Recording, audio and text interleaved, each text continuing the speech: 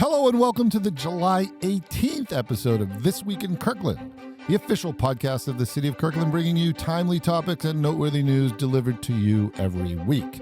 I'm your host, Jim Lopez, one of two deputy city managers here at the city, joined today by two members of our podcast team. Kate Ryan. And David Wolbrecht. As well as our very special guest in a series of very special It's true. Yeah. It's true. The latest special guest. Deputy Mayor Jay Arnold. Thank you for having me. It's really fun to be able to see whether you guys are having as much fun as it sounds like. Well, welcome. Well, you get to experience all that today. Yeah. And we are super excited to have you here and talk about your role on the City Council and the Meet the Council video series. Mm-hmm. Exactly. Yeah, that's a lot of fun. But before we do, here are the topics we're covering this week. A few announcements including the latest beach closures, Kirkland Cadets, National Night Out deadlines, and a City Council meeting recap. Also, some tips on playground safety, traveling safety for the summer months, how to help prevent vehicle theft, and also some local childcare options at Lake Washington Tech. Yeah, we're proud of that program. Absolutely. And a reminder, of course, that we always have links and more information in the show notes for all of our items. It's a great resource, everybody. Please check it out. Yeah, that's right. Okay, but first, our big story of the week. King County is seeking community input on the proposed RapidRide K Line route, and this is between Kirkland and Bellevue. Mm-hmm. Yeah, so as a refresher, the RapidRide is working to provide better and more reliable bus services to communities in Bellevue and Kirkland by connecting bus stations from the Totem Lake Transit Center up in Kirkland and winding down through Kirkland and Bellevue through to the Eastgate Park and Ride. Mm-hmm.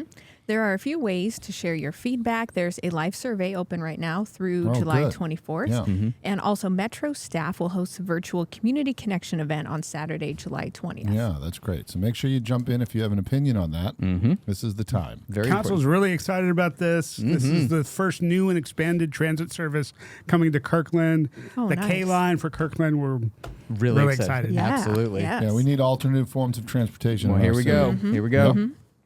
So this week, King County recommended the closure Yep. of Houghton Beach for water activities, and this is due to elevated levels of bacteria. Yeah, Not good. We've been talking Yeah. about this one. This is like a game of pickleball back and forth. So public health recommending that people and pets stay out of the water at Houghton Beach Park for at least 1 week. But the rest of the Houghton Beach Park remains open. So you can go to the beach. Absolutely. You just can't go in Enjoy the the water. views, just not the water. Right. Public Health will be back to test the water next week and will share the results late next Tuesday. Yeah. So we'll know then if it reopens or not. Great. Thank you, Kate.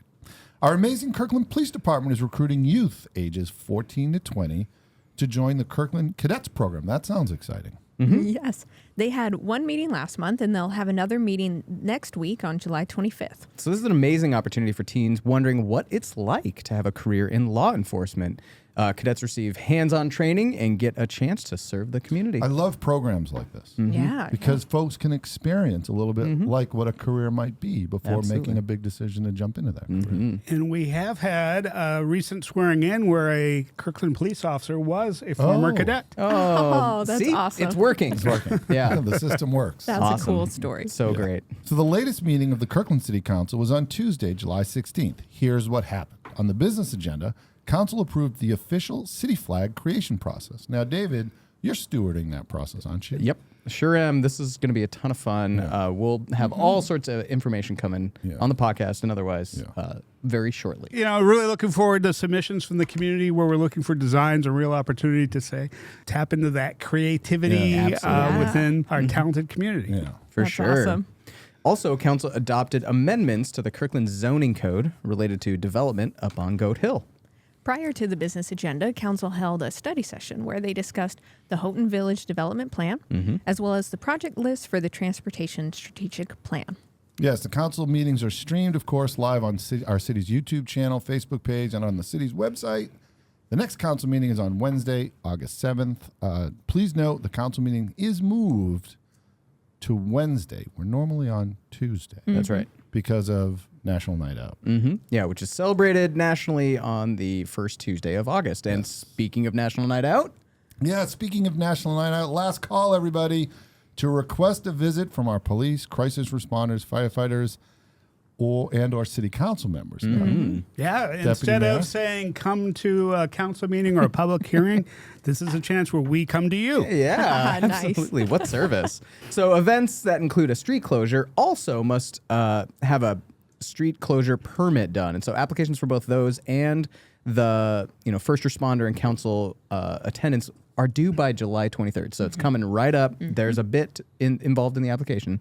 So act now. Yeah. Yep, there you go.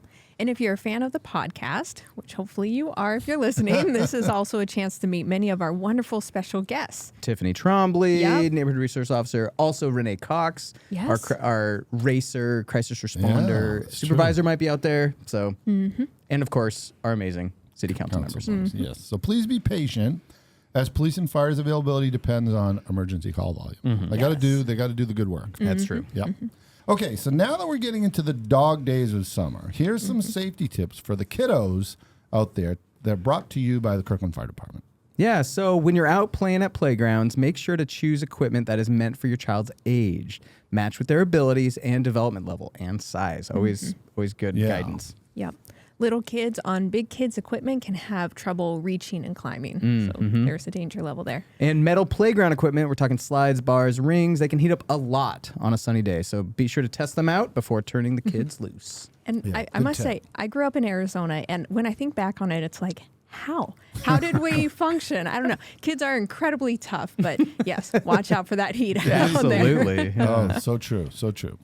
Our Kirkland Police Department wants to help you protect your vehicles. Here's some tips to keep in mind for Vehicle Theft Prevention Month.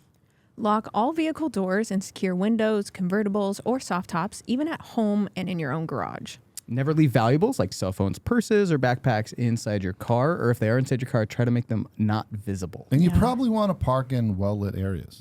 Try to park where your vehicle is visible. So if you have a small car, what we're talking about is avoiding parking next to big trucks, SUVs, or anything else that can provide cover for a thief. Yes, great tips. Yeah, Yes. the simple steps do work. When Yeah. I've had a problem, it's because me ignoring Yeah. these simple Yeah. Yeah. Right. simple things. Make a little checklist. Yep.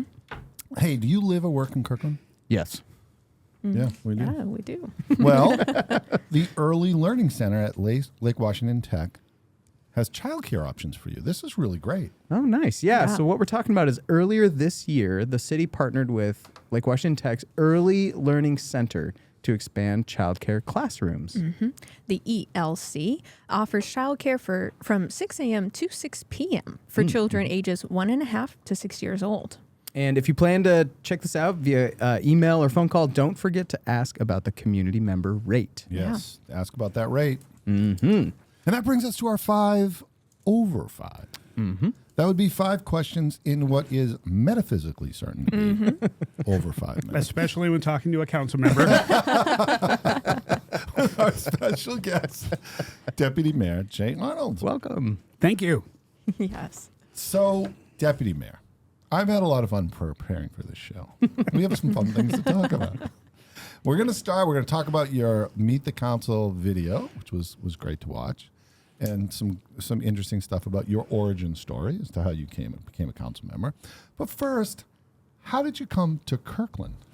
Well, Jim, I grew up in Colorado, and I came out here right out of college.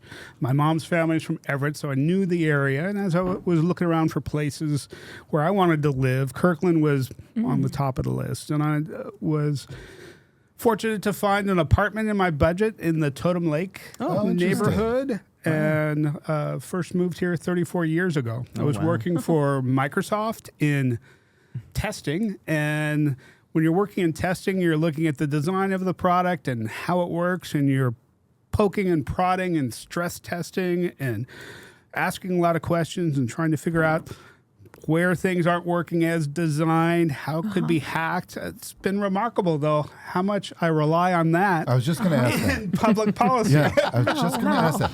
That's a skill. That is a skill that kind of moves to basically all disciplines. What interesting about our group, we have this process we call the smash board. So when we have an idea that we're going to bring to you, Deputy Mayor, we like to try to smash it. Yeah. Kind of similar. Better by us than others. Yeah. Don't you think? Yeah. Absolutely. So you use that in your policymaking. I do. And part of it is understanding how things work, and that happens both in what we're doing for policy, but more importantly for process. If you think about the song from the musical Hamilton, the room where it happened, figuring out where and more importantly when the important decisions are made and how to have impact is something that I've taken forward in my work on city council, regional policy boards, and work in the state level as well. All your stuff as a civic leader. Wow. I love that concept. We got to make note of the room where it happens. So, Deputy Mayor, how did you then come to be on the Kirkland City Council? Well, Jim, I have always been involved in nonprofits on the topics I've been passionate about. Growth, transportation, sustainability, and that's where I'd learned a lot about the policy issues. Yeah. And I had a chance to meet and become friends with some folks that were former mayors of Kirkland. Oh, Dave nice. Russell, Deb Eddy, Joan McBride, although I don't claim any special relationship with Joan McBride. She knows everybody. She knows everyone. Yes, But that's you so know, true. You know, from there, I would offer public comment at council meetings. I was appointed to the Planning Commission and served there. In many ways, it was kind of like a mini ad hoc Kirkland initiative and really gave me the confidence to say I had a voice and a perspective that would be valuable before I ran for council. Now, one of the things we talk a lot about for folks that are interested in even being a city council member is the experience of being on a board and commission. Do you feel like that was an important part of the transition to you to actually be on the council? Absolutely.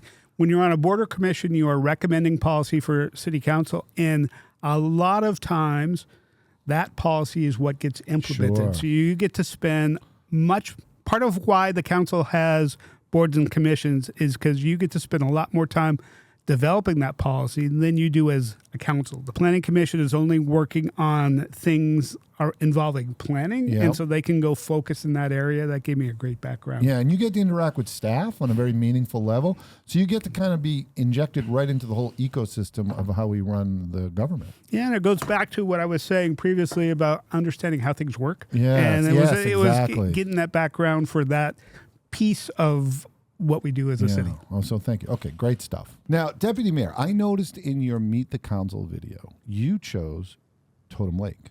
You were in front of the Totem Lake Connector Bridge. Now, I thought perhaps it's because of the priorities you give to transportation and sustainability, but is it in part because that was the first place you lived? Right. It's very true because it was overlooking this at the time a very much declining mall. Yeah. And thinking, wow, that was just a huge opportunity, and I'm sure that it is going to turn into someplace great soon. Little did I know it would be 25 years later and be on city council before it happened. Oh. Wow. And bravo, I mean, that, Wow. talk about a transformational project. That, the place is thriving. It's just absolutely thriving. Okay, so thank you for that. Tell us something you love about our city. Doesn't have to be the number one thing, just something you love about Kirkland.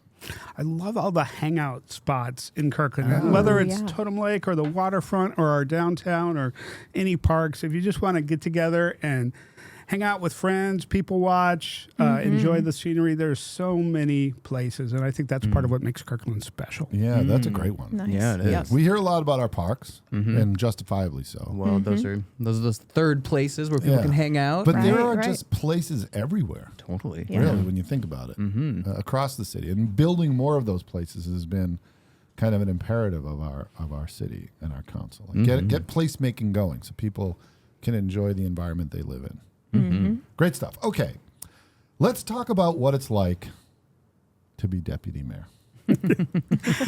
Well, Jim, it's a lot like You being... have some experience. Yeah.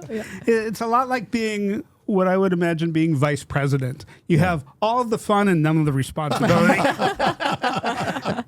But Winning strategy, deputy mayor. but seriously, I've had the privilege of serving under 3 mayors now, and am always willing and able to step in to run a meeting or talk to people or the press or represent Kirkland.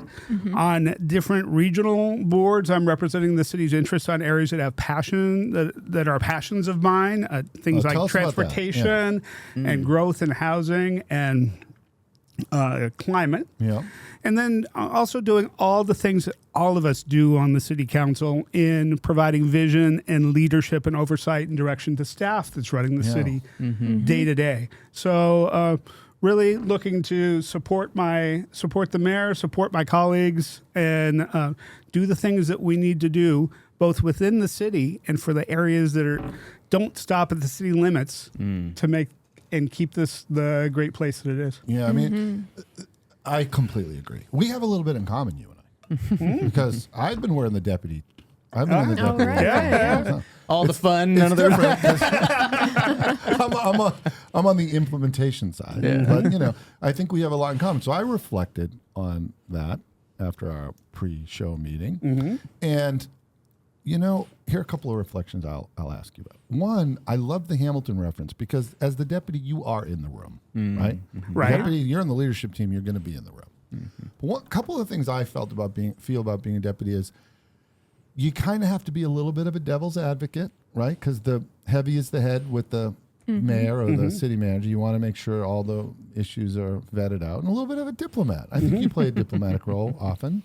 A little bit. One of the pieces of advice that I got from former Mayor Joan McBride is that you always need to be protective of the city and protective of the council. And so, that's one of the lenses that I'm looking at to say, like, not only what are we trying to do, but how do we protect each other and make sure we're thinking things through? Yeah, I completely agree with you. And the weight of these decisions on the executive officer, you can see it and feel it. So it gives us a little bit. I love that we get the fun, but it's also we get a little space to think a little bit more horizontally. But we do definitely get the fun. Yeah, I mean, hence the podcast. Jim. Yeah, Is that right? Yeah, that's right. That's right.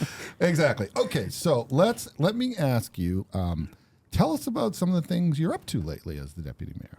Well, Jim, the things that I work on really are the areas that I am passionate about. And I mentioned those before. I represent Kirkland on regional boards working on policy and the East Trail Regional Advisory Committee. Yeah. The East Trail is the broader trail that goes from Renton all the way up to Snohomish County that the Cross-Kirkland Corridor is connected to. Yeah. And really, Kirkland is led in showing the region how that trail and the amenities around it and can come together and really be a resource, and has inspired a lot of what's happening.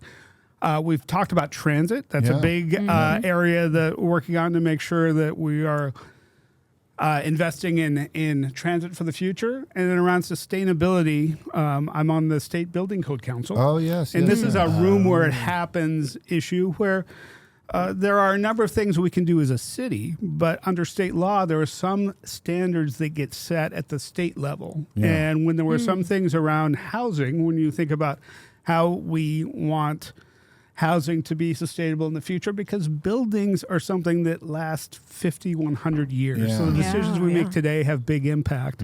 The standards for housing get set at the state level. So a sought appointment to the State Building Code Council, and that's some of the things I'm working on right now. So important. I mean, there's this saying, I remember when I was back in law school, it was like, the rubber hits the road at local government. So much of what it's not just the immediate delivery of services like public safety. These codes, and of course there is the state code that goes up to state government as well. These codes set the DNA. They set the process by which we can be more sustainable. It sets the rules by which actually major policies are created and implemented to achieve the outcomes that we desire. It's true, and there are a number of things we can do innovatively at the city as well, and that's something that's really great about Kirkland and our form of government, that we can do some of those things, and sometimes work that we do in the city bubbles up and gets implemented elsewhere, and it becomes at the state level. In some cases that we have standards set by the state that we've got to influence and then move down. And not to brag, but you and our city have been very successful in that endeavor, creating innovation here that we then kind of espouse on a bigger level. And I'll also say for my council colleagues and I that we are very much involved in different areas that we're each passionate about to make those things happen and find other ideas from other communities, bring them here, or take the amazing things that we're doing here and help promote them elsewhere. I like to think we're just big enough and amazing enough, by the way, as a city to make a national difference. But we're also small enough to be innovative and dynamic and quick on our feet to get innovation out there. Yeah, and I also think it's a function of our form of government. Yeah, in being able to say that we have a city council that's part-time and providing direction, but excellent professional city staff that can go and execute. Yeah, excellent city staff that includes deputies. There are actually two deputies. Okay, we have one last question. Do you have a favorite movie, show, book? What are you enjoying these days, listening to, watching, reading? Well, David, I would normally say my favorites would be along Star Trek, Star Wars, all of those fun things growing up and in college, and that continues. But I do want to share something I've discovered recently that I've really enjoyed. Do you all remember the comic strip Calvin and Hobbes? Oh my gosh, It ran from 1985 to 1995, and it just was a mainstay. I probably subscribed to the printed Sunday paper today only to continue that tradition of reading the comics. Well, I discovered this documentary on Amazon Prime recently called Dear Mr. Watterson. And Bill Watterson was the creator of Calvin and Hobbes. And it talks about him. He is a very introverted, kind of reclusive person. And so they don't interview him, but interview a lot of people around him. Some folks that talk about his art and the influence it had, other cartoonists. He was actually a pen pal with Berkeley Breathed, who was the creator of Bloom County, another popular comic strip for the day, and just talked about all these things that he did and the influence that he had on the art form. Wow, yeah. He could have gone the Bloom County route and merchandised and made a ton of money, but that also would have meant he would have had to deal with a lot of people. And marketing and lawyers and those things. And really he was... it told the story of how he was interested in the art and what he was able to do with it. And it was really fascinating, fun callback. It's like his own form of stuffed tiger becomes like life partner, creative partner in his art. Oh, perfect. Yes. Yeah. That's cool. In that space, we had chatted about this in our read through. So he was an introvert, didn't want to sound it anyway, didn't want to kind of be out there in the world. And you admitted that you're an introvert. Yes. Tell us about that. It's deputy mayor. And that kind of surprises people when I mention that being in public office. But being an introvert just means that need time to gear up before dealing with people and need time to recharge alone afterwards. Part of how I have done that is... my day job, I'm a software engineer and do computer programming for different nonprofits. And I'll do things like after a council meeting Wednesday, I will block off my schedule and not have any meetings. And that's the day I'm focused on the computer and recharge from the late council meeting Tuesday night. And it's just an example of where anybody can come and do this job. It's not what you would think is the prototypical, extrovert, super people person that are only the ones in elected office. This is such a wonderful point, Debbie, because, it makes perfect sense. Introverts are everywhere out there in the public. I actually consider myself to be an introvert. Same. Makes people's heads spin, but it's where you get your energy. And it's a really important message for folks that want to be in civic leadership, right? There's completely compatible with all personality types, and you come out and you're out there in the world, and then you go recharge your batteries. Yeah, and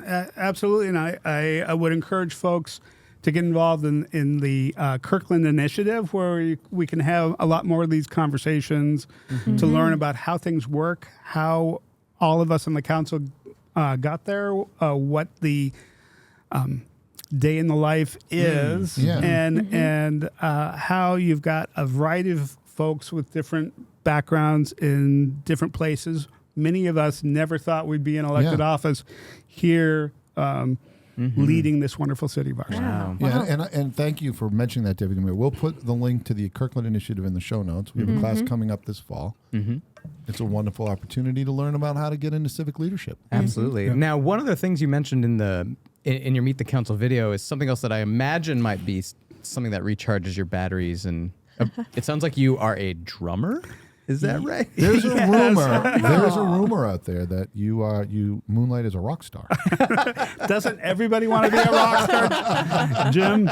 Yeah, I played drums in high school and college, and took a 20-year hiatus as the kids were growing up, and we were focusing on their gymnastics and competition and travel, and recently got back into it, jamming with some dads from school, and we started to look at each other and say, wow, this is sounding pretty good. Do you think we could do something with this? And formed a band and have been playing at occasionally at some restaurants and breweries and beer gardens in Seattle, and it has just been a ton of fun and just, as you say, Jim, very different break from everything else I do. I had forgotten how much I missed music. Wow. And you have a band name. Yeah, our band is Vlad and the Dads. Vlad and the Dads. Vlad is our guitar player. And interesting fact, before we played in a band, Vlad had never played in front of an audience before, so we're all kind of growing and getting back into it. Now, I reached out because we have our 50th show celebration coming up, and I thought maybe we'd do some entertainment.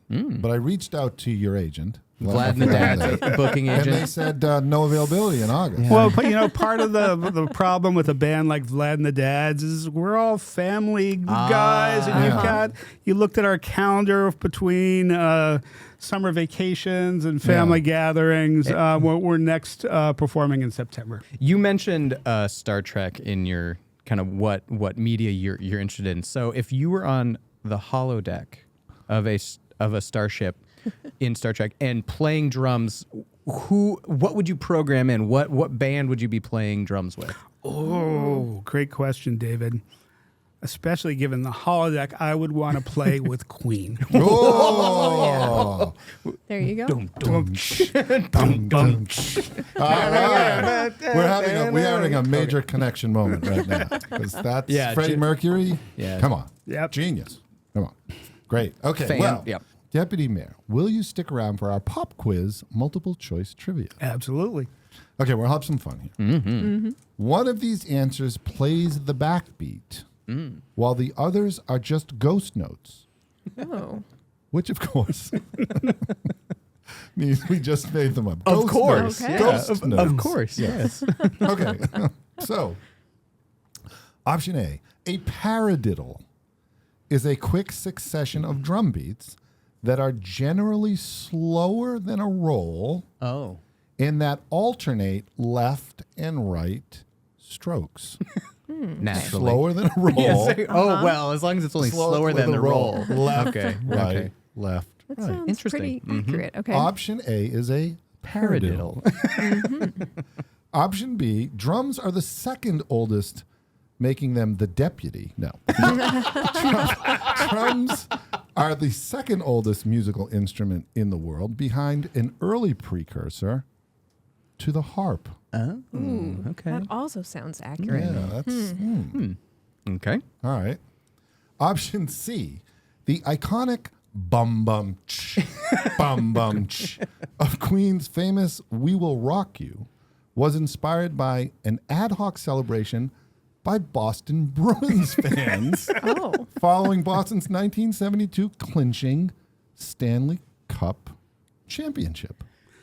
It is too bad this is an audio medium because I wish I could raise one eyebrow at this pop quiz. I think only Deputy Mayor is suspicious of the Boston Bruins. Yeah, connection to Queen. That's a jump for me. But So a paradiddle or the second oldest musical instrument? Ooh. I don't know. Well, Paradiddle is just fun. I'll go ahead and throw my hat fun to there. say. It kind of, yeah. I mean, and the answer is The answer is Kate. Is right. it Deputy Mayor? paradiddle? The answer is the paradiddle. Paradiddle. Yes. Oh, there it is. Hey, all right. Look at that. We not only do we have the answer, we have performed the answer. That's right. Yes. Okay. So a paradiddle, Deputy Mayor. Is a standard pattern of drum strokes, typically delivered in a left-right, left-left, right-left, right-right pattern. Oh, Ooh, And okay. it's actually something that I will do often. often. Yeah. Yep. But it is slower than a roll. Yep. Okay. In fact, We Will Rock You is said to be inspired by a 1977 Queen show wherein the crowd began singing the classic soccer anthem, We'll Never Walk Alone. Oh, that at the I end did of not the know show. that. Yeah. Me neither.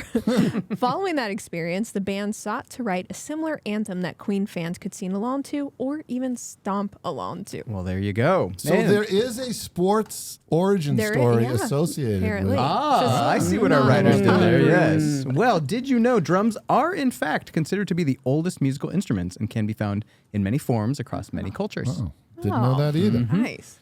Thank you so much, Deputy Mayor, for being on the podcast. This was fun. It was It was fun. fun. You guys do have as much fun as it sounds every week.